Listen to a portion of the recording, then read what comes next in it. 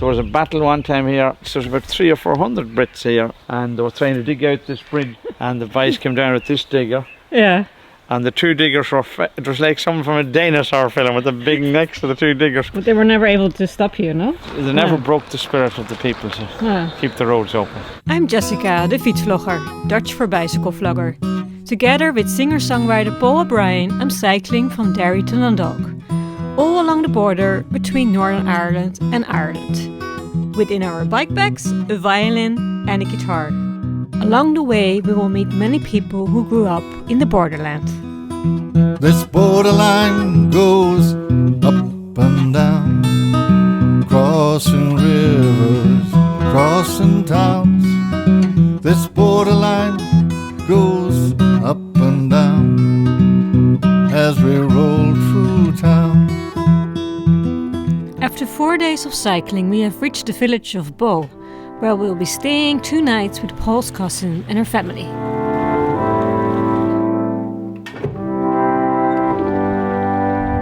We just took the boat from Enniskillen to Danish Island. It's a monastery from the 6th century, and it was a very important place for pilgrims. Now I'm standing here, I can totally understand why they built it here. It's such a peaceful place. You can hear the birds, and it's all surrounded by water, of course. And after this, we're going to join the session, the music session in the Linard Inn, because, I mean, we've been kind of carrying the fiddle and guitar with us, so better use them.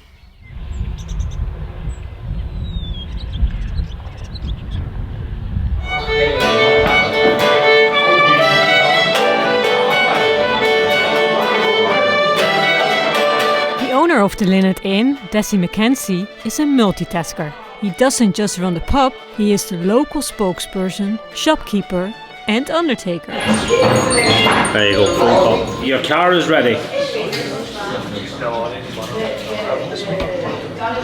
No problem, you can pick it up tomorrow evening. The keys are here. That phone call now, that's just goes to show you an interesting feature. Your local publican in the country area could also be your local undertaker. In other circumstances, he could be your local politician, or he could be an auctioneer.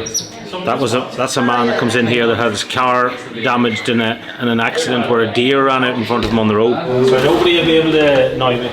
We head to the cave bar built by Dessie's father for a short interview. Just got a phone call there, and yes, that was for repairing a car. Repairing a car. You don't. No, repair I cars. don't repair the car. I'm just the middleman there. You're just the middleman. You're the middleman of everything. Yes, that's the car's parked outside, so it's like I have the key of it now. So it's like someone comes now and they collect the key. But that's what you kind of get in a local pub. You get a lot of things going on that you won't get in a town. You're part of the neighbourhood watch. You're the local ear for all the news. You know, you kind of perform a lot of functions as being the local public in a rural pub. And you see that a lot in yes, rural pubs? Yes, it's part of everyday life, you know. Yeah. But we're not too far away from the nearest town, which would be the big town, which would be Enniskillen. We're also just 5 miles from the border, Belcoo, Black Lion, from Cavan border. So we're very used to the ways of border life, and we've lived through definitely interesting times in the last 25-30 years. We've saw the Troubles as we know them come to an end, which was great really to see it end, because there was a lot of life shed unnecessarily.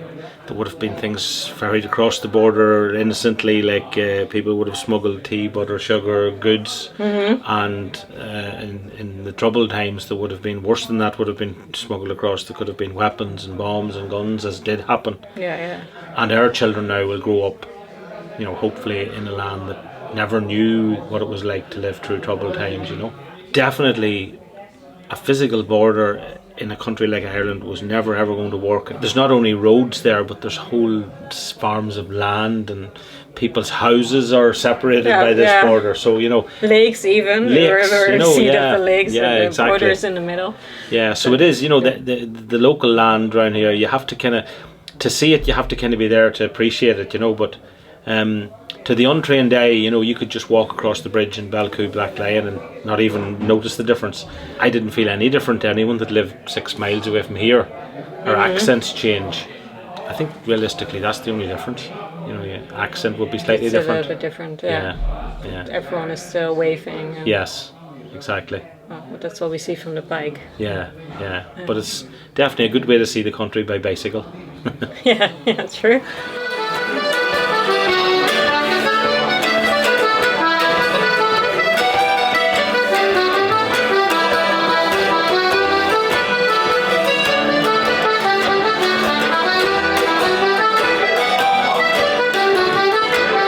That evening, Paul's family brings up some memories from the time of the Troubles.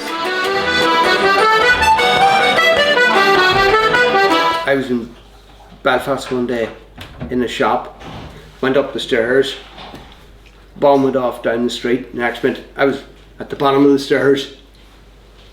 Then I just walked up. I went, how the hell did that happen? And you could hear it outside, everything just falling around you. All the glass, the windows and everything. I said, well, okay. And then you went, right, I'm still here. Where's everybody else going? I'll go that way as well. Yeah. You just walk past them and you just... But it's like anything, it becomes a way of life. Not a nice way of life, but it becomes a way of life. You get used to it. You could hear a bomb going off and you went, ooh, that's a big one. Where's that?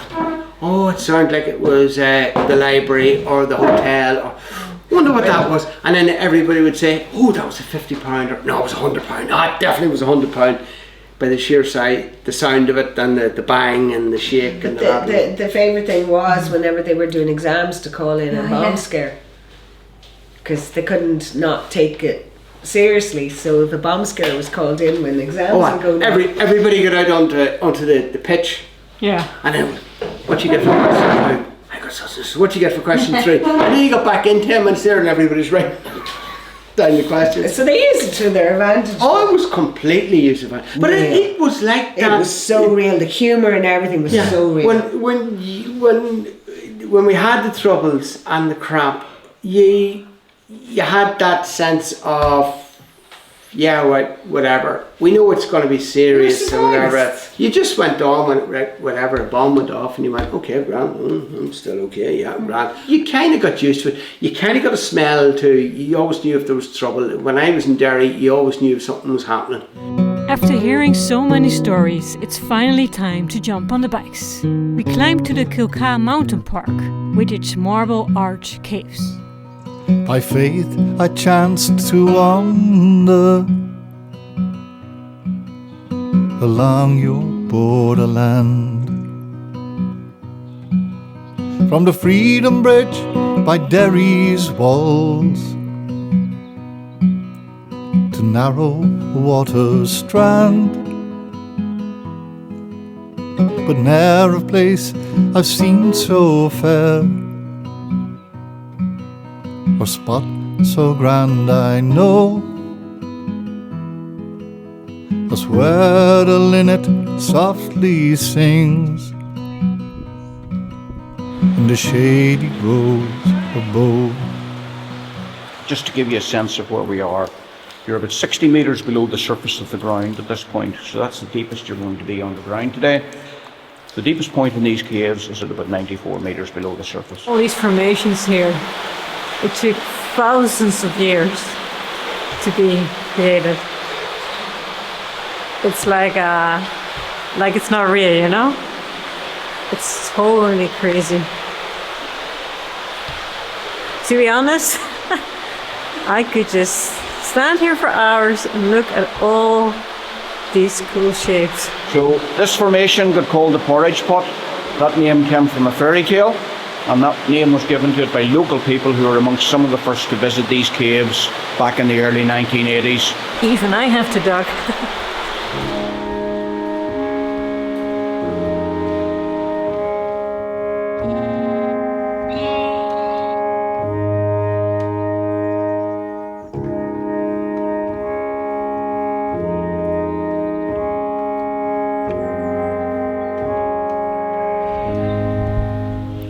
We arrived at the Florence courthouse. It's a huge domain with a beautiful house which was owned by the Earls of Enniskillen. A very powerful family that was, for example, in the British House of Commons. So in the time when the British ruled Ireland, Yeah, some people were very rich. Some people weren't. Actually, it's a huge domain, and you're allowed to cycle here. I haven't been on any. No, I don't think I've been in any places like this where you can just cycle around. So.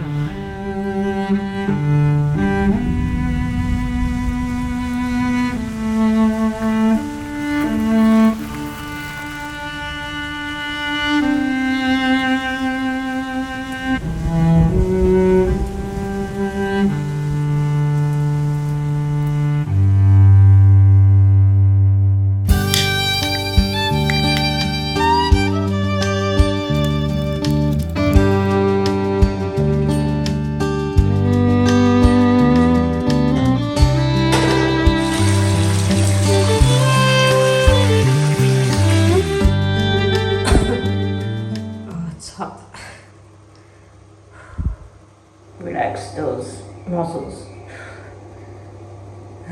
It's oh. Going to sleep soon.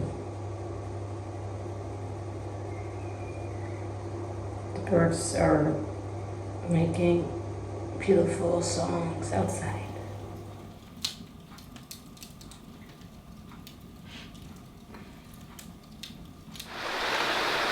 I think something happened on the road.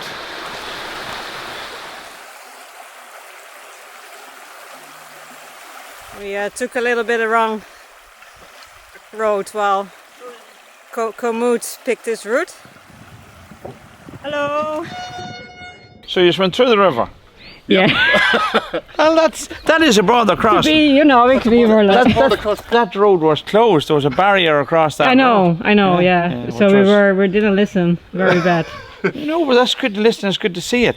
You got to see it. You can hardly believe such a road like that or a river like that would be blocked. Yeah. You know what I mean? With a big concrete bollard right across it. The lengths the Brits went to try to divide up the country was knew no bounds. No.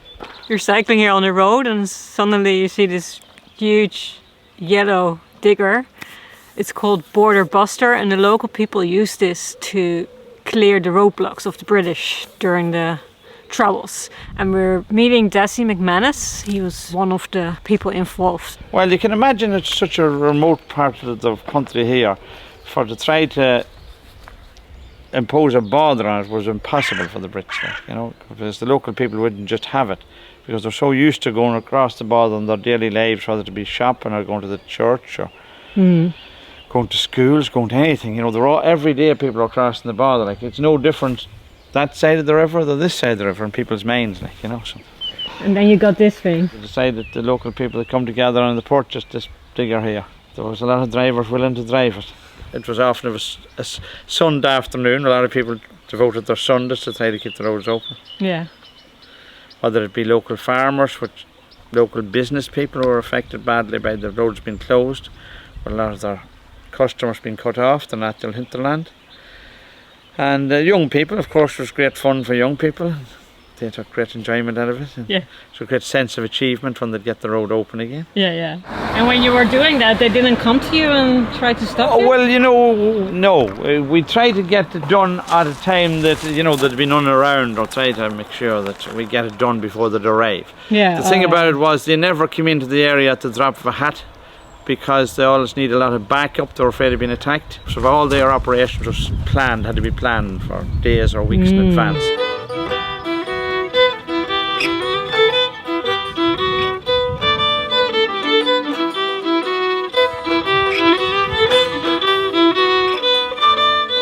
There was a battle one time here. So there's about 300 or 400 Brits here, just camped here, and helicopter and everything in, the concrete, the steel, everything. And they were trying to dig out dig out this bridge here. And we used to come along and try to put up a makeshift bridge that people could cross. And they were there with their big, vishy, massive diggers digging it out. And the boys came down with this digger. Yeah. And the two diggers it was like someone from a dinosaur film with the big necks of the two diggers going across each other. But they were never able to stop you, no? Well, no, they were able to do it. But we could so. come back and reopen it then in the following days. That's sort of a cat and mouse game that went on for a long, long time. they never broke the spirit of the people to keep the roads open. First we thwarted all their plans by shifting all the stuff by hand, but soon the bricks turned into blocks, great big boulders and humongous rocks. So we bought a digger to clear the way, and it stands there to this very day, proving we've no fear, and we'll keep our borders clear. So you're at the border. Yeah. Okay. What does Google Maps say? I just got dry socks on, so I don't want I don't want to really go again. So we're going to cycle back. But the border is right here, and I don't know where the bridge went. Oh, we love our borders dear. We go there and they come here for toilet roll and tins of beer. Bargain hunters know no fear. And the border buster is near Swellenbar, and it's a very quiet village now, but it used to be very, very busy. Loads of tourists were coming here for around 200 years from Europe, from Britain, because of the spas. Apparently there's a lot of sulfur here in the ground. Here behind me is a small spa, and it smells like rotten eggs. But you can treat rheumatism here. And well, because I have a form of rheumatism, let's see if I can cure it. That will be great.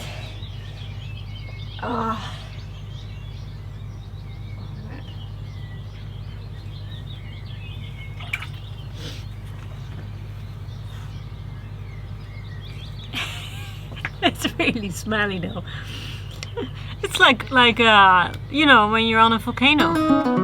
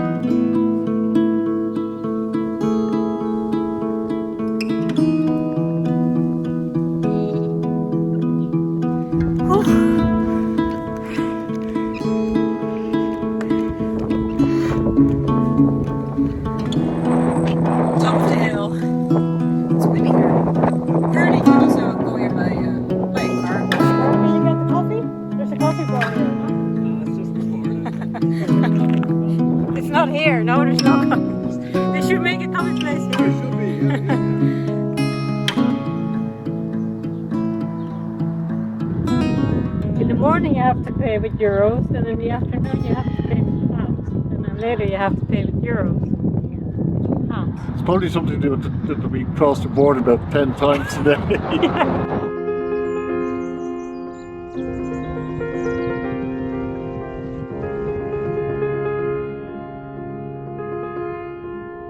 It's tough.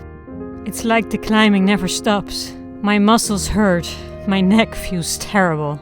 Paul is carrying some of my luggage on his e-bike, but I still have a lot of gear to carry, and my violin. That magical water of Swellenbar apparently didn't fix me. Sometimes I think, why am I doing this? Why am I asking so much of my body? I wanted to fully experience these hills without electrical support. Well, I got what I asked for. Yeah, so we're going to do that. But when I'm at my lowest, there's always something special that happens. Like this farmer going the whole way backwards just for us. It makes me laugh, makes me realize again why I'm doing this. And then, wow, the beauty of the landscape. It's more intense. I'm in it.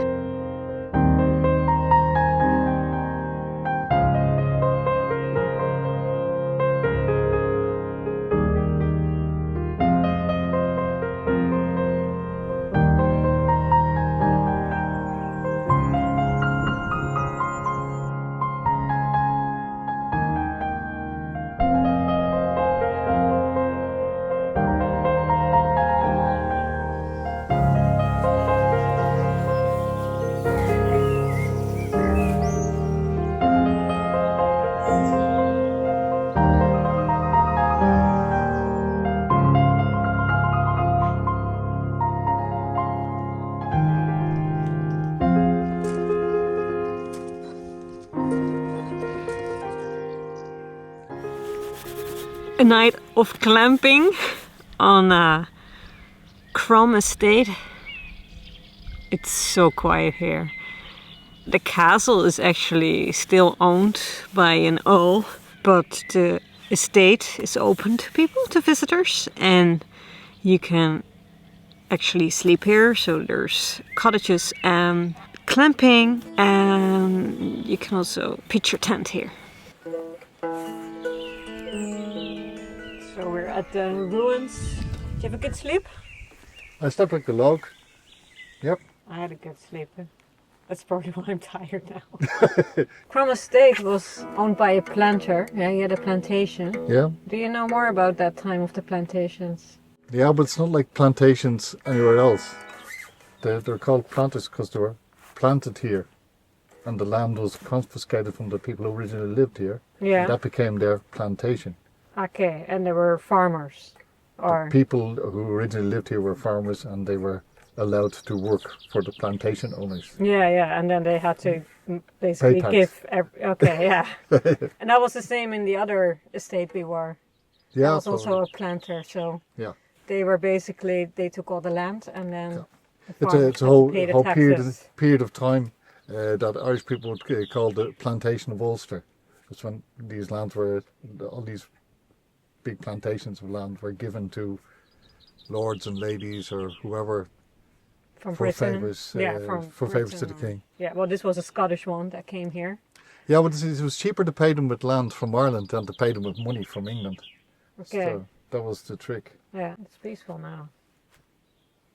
It is, yeah. We're going to do one of your songs. Yeah. Which song? This song is called The Gantries Are Their Backs. It's about a friend of mine whose father was from Belfast, and they were living in Dublin, close to neighbours of ours. And when his father died, he described going to the funeral of his father in Belfast, and he spoke about the gantries, because the gantries of Harlan and Wolfe looked down on the Catholic area where his father grew up.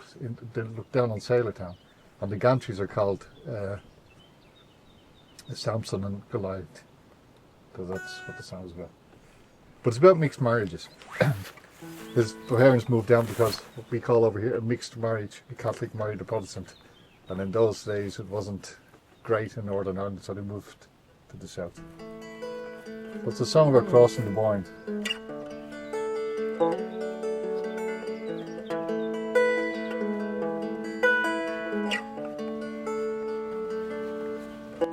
I know these narrow northern streets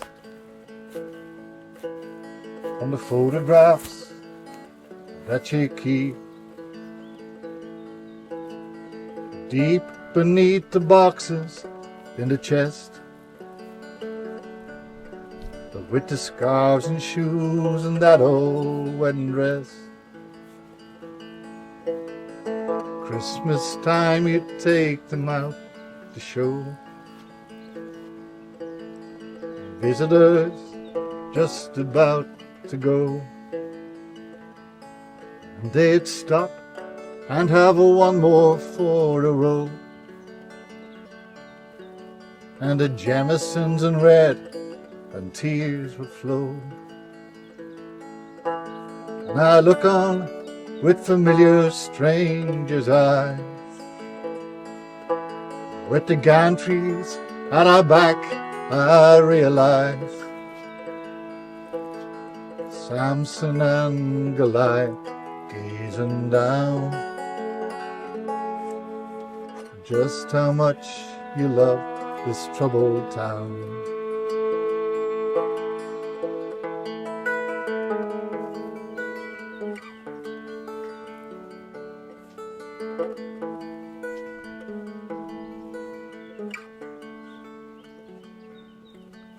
The snaps to show the streets and the parades,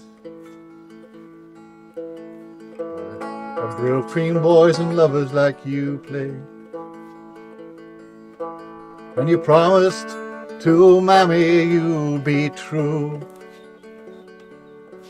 even though she wore orange, you wore blue. So you packed up to take the Dublin train, as lovers often did, will again.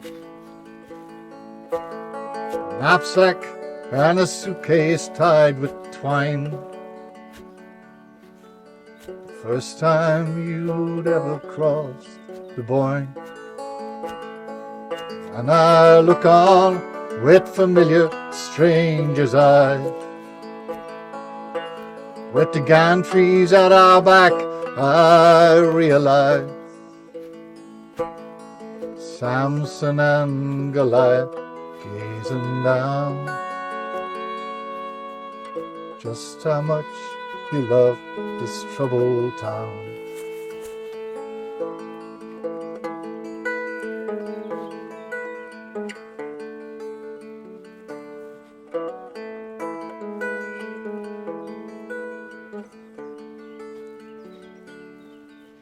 August, we crossed the Boyne again, and we'd swap southern sun for northern rain. And you told us if things would settle down, one day we'd all move back to Sailor Town. And even the best of families fade, despite the plans young lovers made. And your children grew up far from your home, a million miles from this troubled town. But I look on with familiar strangers' eyes, with the gantries at our back, I realize Samson and Goliath gazing down, just how much you loved this troubled town.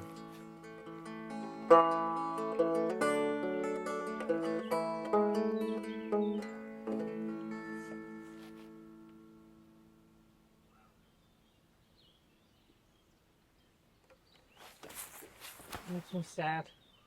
Oh.